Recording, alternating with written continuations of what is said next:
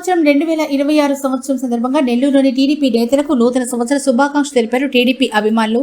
అదేవిధంగా నెల్లూరు జిల్లా అధ్యక్షులు బీదా రవిచంద్ర నివాసం వద్ద, అదేవిధంగా నోడా చైర్మన్ కోటరెడ్డి శ్రీనివాసరెడ్డి నివాసం వద్ద, మాగుంట లేఅవుట్లోని పెళ్లకూరు శ్రీనివాసరెడ్డి నివాసం వద్ద అభిమానులు గజమాలతో, బొకేలతో, శాలువలతో ఘనంగా నేతలకు శుభాకాంక్షలు తెలిపారు.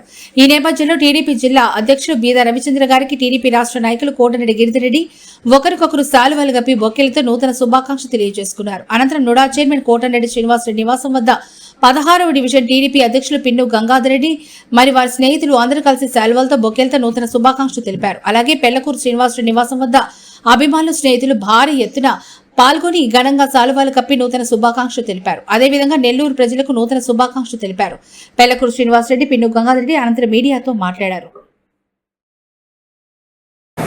తెలుగుదేశం కార్యకర్తలకి, సేవాభిలాషులకి, కుటుంబ సభ్యులకి, సహచరులందరూ కూడా పేరు పేరున ధన్యవాదాలు తెలియజేస్తూ నూతన సంవత్సరాన్ని ఆహ్వానిస్తూ 2025ని స్వస్తి పలుకుతూ ఈ సంవత్సరంలో అష్ట ఐశ్వర్యాలు, సకల సంతోషాలతో ఉండాలని, అందరికీ బాగా కలిసి వచ్చేటువంటి సంవత్సరంగా భావిస్తూ అభివృద్ధి కార్యక్రమాలన్నీ కూడా తెలుగుదేశం ఇంకా ముందుండి చేస్తుందని, ఈ కూటమితో ముందుకు నడుస్తామని, సవ్యంగా ఒకరికొకరు అన్యోన్యంగా ఉండి ముందుకు తీసుకెళ్లి ఆంధ్ర రాష్ట్రాన్ని అభివృద్ధి పథంలో నడిపిస్తామని తెలియజేస్తాం.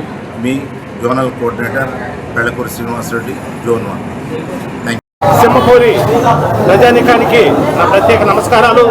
ఈరోజు నూతన సంవత్సర శుభాకాంక్షలు తెలిపేదానికి పెద్దలు గౌరవనీయులు నోడా చైర్మన్ శ్రీనివాసరెడ్డి గారిని కలవటానికి మేమంతా కూడా రావడం జరిగింది. వాస్తవాల్లోకి వెళ్తే, వాస్తవంగా అయితే ఇది మన పండగ కాదు. మన పండుగ అనేది ఉగాది. మనం ఈ జనవరి 1కి అలవాటు పడిపోయి, కారణం కూడా ఏంటంటే ఒక సెంటిమెంట్. ఈరోజు గుడికి వెళ్ళినా, పెద్దవాళ్ళు కలిసినా, కొత్త బట్టలు వేసుకున్నా, కొత్త ఏమన్నా కొన్న సంవత్సరం అంతా ఇదే విధంగా జరగదని ఒక సెంటిమెంట్తో మనం ఈ పండుగని ఇంత స్థాయిలో గొప్పగా జరుపుకుంటున్నాం.